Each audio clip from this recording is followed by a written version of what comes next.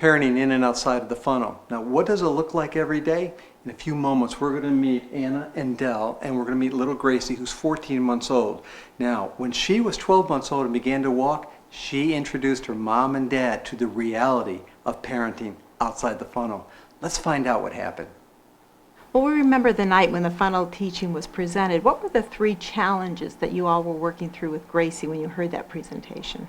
I like to have my coffee on the back porch in the morning, and it really started turning into a war because she would inevitably go pick up the leaves on the porch and put them in her mouth, and I couldn't relax or enjoy myself. I was always constantly taking leaves out of her hand, out of her mouth, saying, no, don't put that leaf in your mouth. No, don't eat the leaf. No, no, no. And in my office, once she started crawling, everything became a toy. The computer cables, the phone cables, and that was just way too big for her. And another thing is at mealtime, she was really out of the funnel verbally.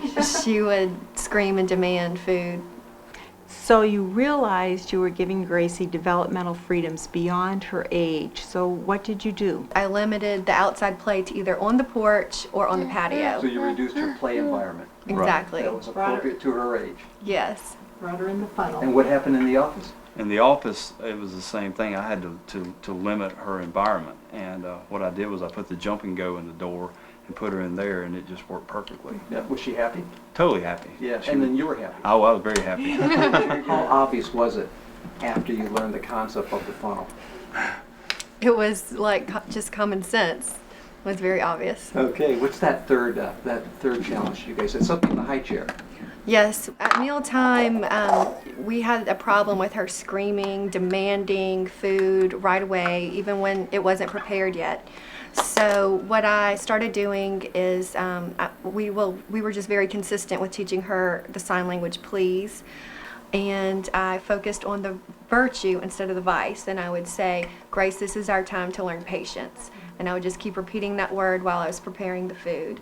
What do you mean you were focused on the virtue? What were you saying beforehand? Before I would say, be quiet, or stop yelling, or you don't have to yell, So or the I hear you.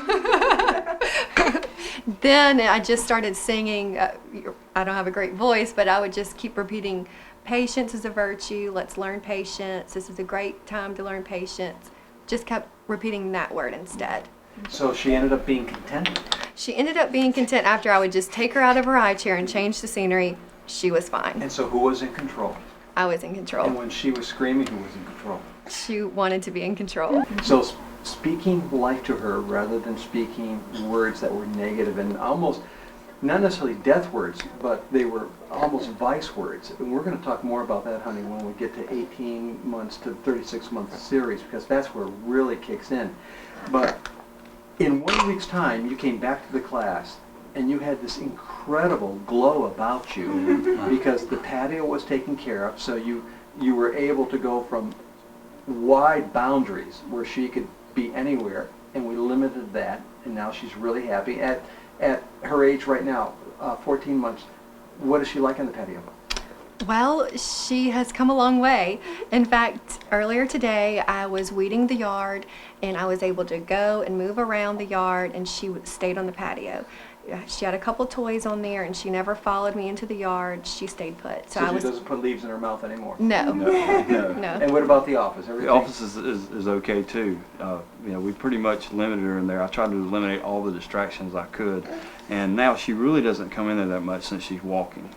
It's just kind of hard to keep up with her. But when she does come in there, we'll put a blanket down, put a couple of toys on it. Same thing we do on the porch, and she tends to stay on the blanket and porch. So she's learned her boundaries in there.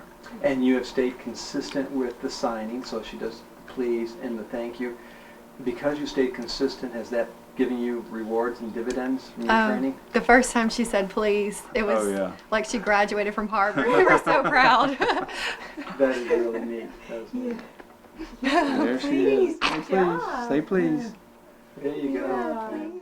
We hope you enjoyed this video. Please like and subscribe to see more, and check out the growingfamilies.life website to find more resources and to get connected.